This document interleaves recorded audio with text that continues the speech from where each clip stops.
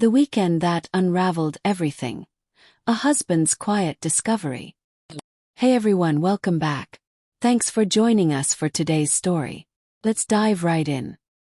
My name is Marcus. This all started on a quiet Saturday in late autumn. My wife, Lauren, had gone out of town for the weekend to attend a family reunion, an event I had been expected to join, but I simply couldn't bring myself to go. Truthfully, I'd been drowning in stress after a brutal few weeks at work. Deadlines, endless meetings, and overtime had drained me completely. I needed space to breathe, to rest, and maybe to think. So I stayed home. I spent the afternoon in our bedroom, sprawled out on the bed with my laptop, trying to catch up on emails I'd been ignoring. As I worked through the cluttered inbox, I reached for the pen I'd been using, but it had dried out. No ink left. I could have gotten up to grab another from my desk across the room, but at that moment, even that seemed like too much effort. Instead, I glanced around, hoping to spot a spare pen nearby. My nightstand drawer was my first stop, but no luck there. It was just a mess of old receipts, business cards, and random junk. Then my eyes drifted toward Lauren's nightstand on the other side of the bed. Normally, I never snooped through her things. We'd been married for 8 years, and her side of the room was her private little world. But that afternoon I wasn't thinking straight. I just wanted a working pen.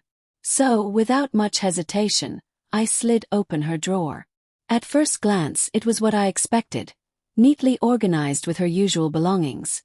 Hand cream, a notebook, her jewelry box. But tucked beneath a stack of envelopes, something caught my eye. A small, discreet box, partially hidden. Curiosity nudged me. Pulled it out. It was a box of condoms. My heart dropped. Lauren and I hadn't used protection since we'd gotten married.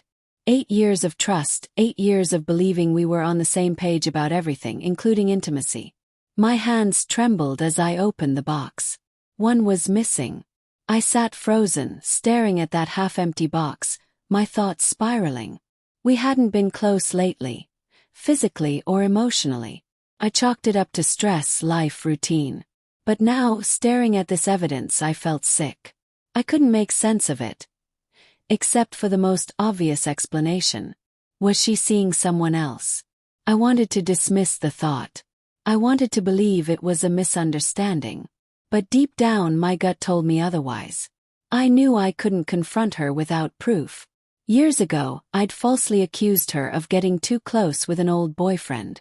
It had almost destroyed our marriage then, and I wasn't about to repeat that mistake.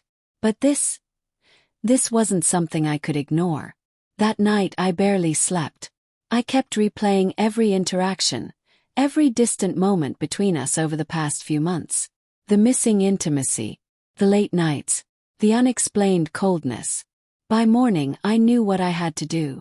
I took a photo of the condom box, evidence in case I needed it later. Then I carefully returned everything exactly as I'd found it, making sure not to leave a trace. I couldn't risk her knowing I'd seen it. Later that day, I drove to a hardware store across town, somewhere we didn't usually shop.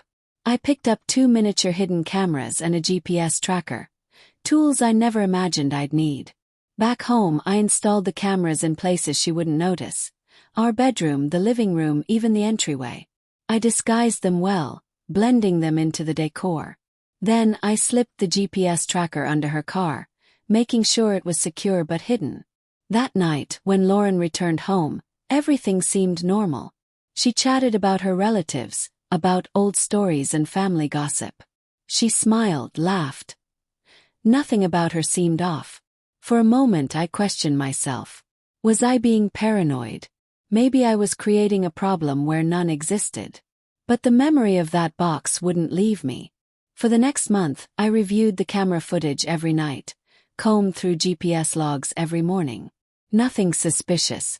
She went to work, grabbed groceries, met friends, always exactly where she claimed to be. No strangers visited the house. No unexpected detours on her drives. It was maddening. I began to think I was losing my mind. By the end of the second month, the footage had become routine. Lauren cooking dinner, watching TV, reading her novels.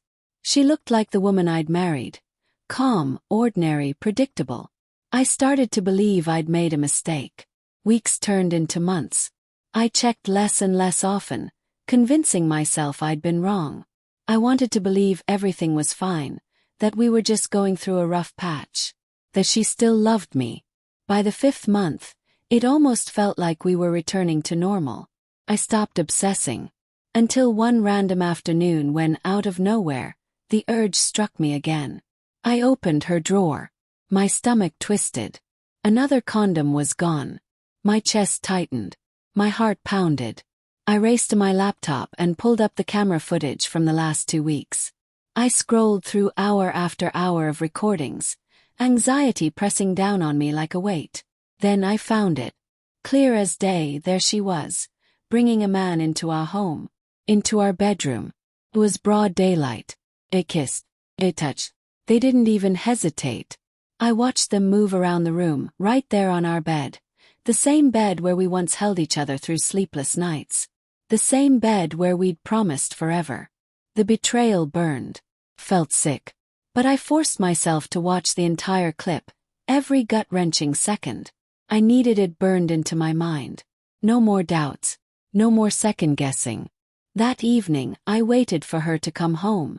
When she walked in, everything in me screamed to explode, but I stayed calm.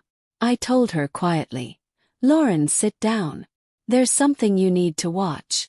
She gave me a puzzled look but sat beside me. Played the video. Her face drained of color within seconds.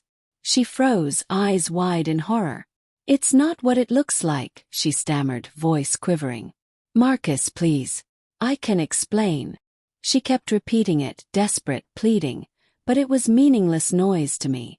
I stared straight at her, cold and steady. "No, Lauren," I said. "It's exactly what it looks like." She gasped, stumbling over words, tears running down her cheeks. "Please, please, it was a mistake. Just once. I swear." I didn't flinch. "I found the condoms 5 months ago," I told her, my voice like ice. "I've been watching. I've been tracking. I know everything." Her face crumpled. The terror in her eyes was unmistakable. "I'm done," I said flatly. "Pack your things. You have tonight to leave." She sobbed harder, begging, promising to change, swearing it wouldn't happen again. But I was finished listening. "You can leave quietly," I told her, "or I'll make sure everyone sees this video." She knew I meant it. That night, she packed her bags, crying silently, and left without another word. The next morning I called my lawyer. Filing for divorce was easier than I expected. There was nothing left to fight for. By the end of the week, Lauren had moved in with a friend, though I never cared to hear her side again. Her friend reached out once, asking if I'd really thrown her out. "She told you I caught her cheating?" I asked calmly. The friend confirmed it, awkwardly. "Ask her for the full story," I replied. And that was the last I said to either of them. The divorce was finalized within weeks. No drawn-out battle. Kept the house. I let her take whatever she wanted from the joint account. I didn't care anymore. Despite everything, I never released the footage. I let her keep her dignity, even if she didn't deserve it. In the end, I sat alone in the house I'd built, surrounded by silence. But it wasn't empty. It was peace. Lauren was gone. The lies were gone. The weight of doubt had vanished. And I was free.